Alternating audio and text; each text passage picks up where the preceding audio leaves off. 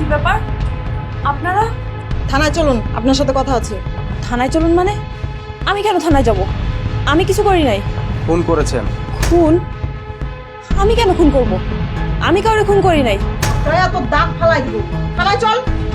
আরে আমি কিছু করি না, আমি থানায় যাব। আরমান, ফোনটা নেন। আমি যাব না। আরে আপনাদের কোথাও ভুল হচ্ছে। দেখেন, আপনারা আমার শুধু শুধু কেন ধরে আনছেন? আমার ছাইড়া দেন, আমার কোনো দোষ নাই। আপনি কুলসুমকে চিনেন? না, আমি তার চিনি না। তাহলে ফোন করে সবাইকে কেন বলেছেন কুলসুম আপনার বান্ধবী? সুমনই আমারে বাধ্য করছিল কল করতে। আমি কোনোদিন তারা দেখিও নাই। কোনোদিন দেখেন নাই? না দেখেই বান্ধবী? তো সুমনটাকে? ওই সুমনই তো আমার দিয়ে কল করাইছে, ওর কথাই তো বললাম। সুমন কেন আপনাকে কল করতে বলবে? সুমনকে? সুমনের সাথে আপনার কি সম্পর্ক বলেন? স্যার, সুমনের সাথে আমার ফেসবুকে পরিচয় হয়েছিল।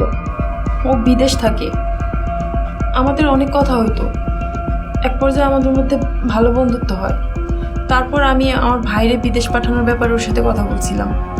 ও বলছিল আমার ভাইরে বিদেশ পাঠাইতে পারবে।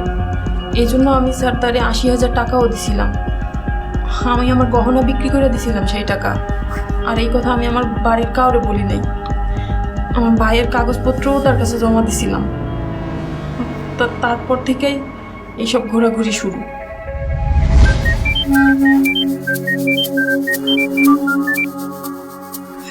হ্যাঁ সোনা পাখি, বলো। আর সোনা পাখি বলা লাগবে না, তুই আমার টাকা ফেরত দে। আমার ভাইরে বিদেশ পাঠানোর কোনো দরকার নাই। ও, টাকা কোত্থেকে ফেরত দিমু? টাকা কিভাবে ফেরত দিবা সেটা আমি কিভাবে বলবো?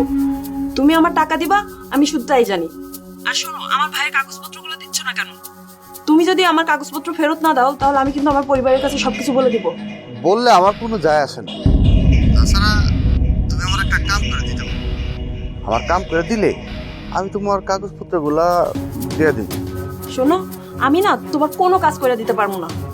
আগে শোনো, তুমি একটা লোকের ফোন দিবা, কইবা আমি কুলসুমের বান্ধবী, কুলসুম বিদেশ গেছে, এটা কই লইব, তাইলে তোমার সব টাকা আমি দিয়ে দেব।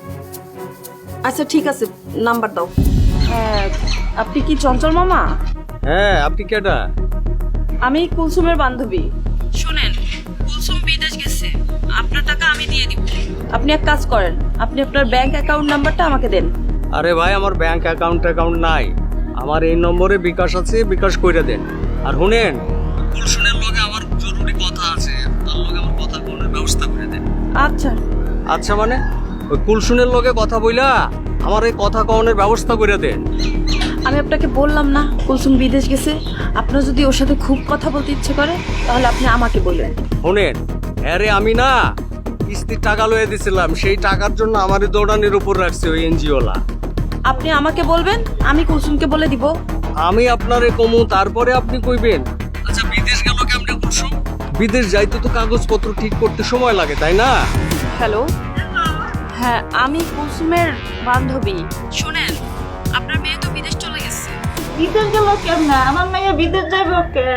আমার মাইয়া কেমন আছে? ওরে দেওয়ার লোক কথা কমু। এখন তো ওর সাথে কথা বলা যাবে না। আপনার যা বলার আপনি আমাকে বলেন, আমি ওকে বলে দিব। তোমার বললে লাভ কি? শুনেন, এখন থেকে আমি আপনাকে কল দিব, আর কুলসুমকে যা বলার আমি বলবো। আপনি এখন থেকে আমার সাথে যোগাযোগ করবেন। এই দেখতো, আপনি কেডা? দেখতো তোর মা বান্ধবী নাকি? Hello hello. স্যার, এরপর সুমন আমারে দিয়ে জোর করা 4-5 জনকে কল করাইছিল। আপনি নিজেও প্রতারিত হলেন, অন্যের সাথেও প্রতারণা করলেন। আপনার উচিত ছিল পুলিশকে জানানো। সুমনের ফোন নাম্বার আছে আপনার কাছে? হ্যাঁ স্যার, আমার ফোনে আছে। ওর ঠিকানা জানেন? না স্যার, কারণ ওর আসল ঠিকানা আমাকে বলে নাই। আচ্ছা আরমান স্যার, ওরে নিয়ে যান, সেলে নিয়ে যান, গিয়ে ওর কাছ থেকে নাম্বারটা নেবেন। Okay sir. নিয়ে হচ্ছে একটা সিডিআর বের করুন। Okay sir. যান। আর চলেন। স্যার, আমার কিন্তু কোনো দোষ নাই স্যার।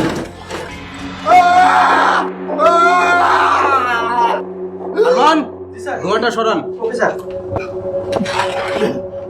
বল, কুলসুম তোকে কত টাকা দিয়েছিল? Sir 1,20,000 sir. তাহলে কুলসুমকে খুন করলি কেন? স্যার আমি তো খুন করি নাই স্যার। তুই খুন করিস নাই? না, আরমান, সাজ্জাদ,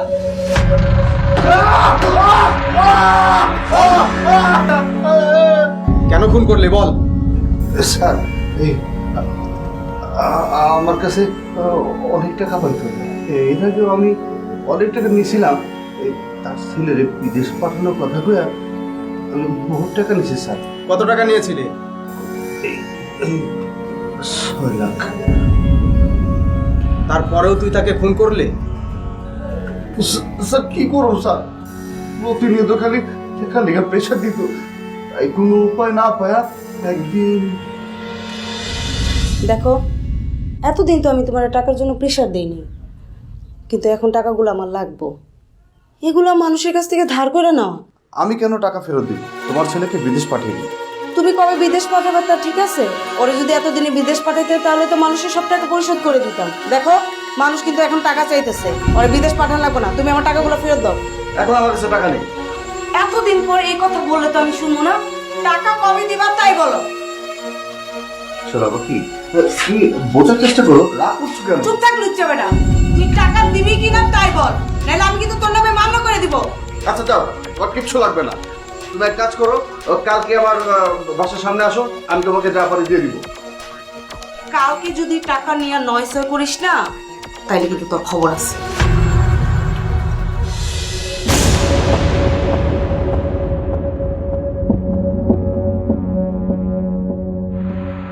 তুমি আমার এইখানে টাকা দিবা?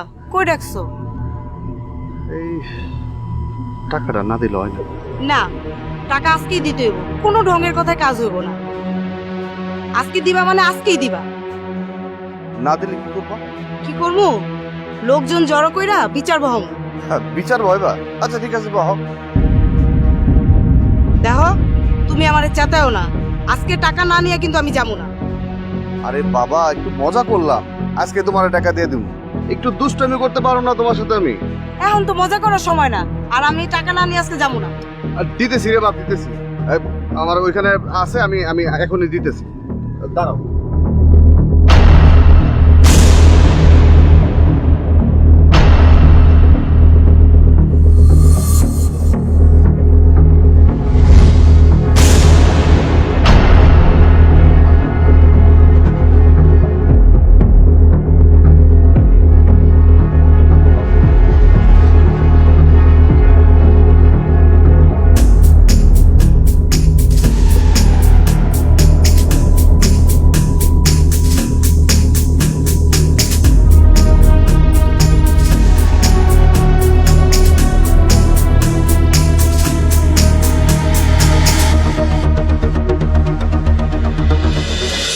সুমন সবকিছু স্বীকার করেছে? জি স্যার।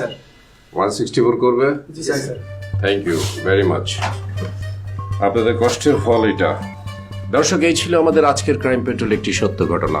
সত্য সুন্দর, সত্য স্বচ্ছ, সত্য পরিষ্কার। লোভে পাপ, পাপে মৃত্যু। লোভের বশবর্তী হয়ে পাপের ঘৃণার জন্ম হয়েছিল সুমনের ভেতরে এবং ভিকটিমের ভেতরে। সুমন বিদেশ ফেরত, সে নিজেকে অনেক কিছু মনে করছিল, অনেক টাকার মালিক মনে করছিল, এবং গ্রামের সাধারণ মানুষ তার এই চাকচিক্য দেখে ভুল পথে এগিয়ে গিয়েছিল। আমরা চাই না কোনো চাকচিক্যের মোহে কেউ বশবর্তী হয়ে ভুল পথে এগিয়ে যাক। দেখা হবে আগামী পর্বে নতুন কোনো সত্য ঘটনার সাথে। সে পর্যন্ত ভালো থাকবেন, সুস্থ থাকবেন, আইনের প্রতি শ্রদ্ধাশীল হয়ে পারিবারিক বন্ধনে আবদ্ধ থাকবেন। আল্লাহ হাফেজ।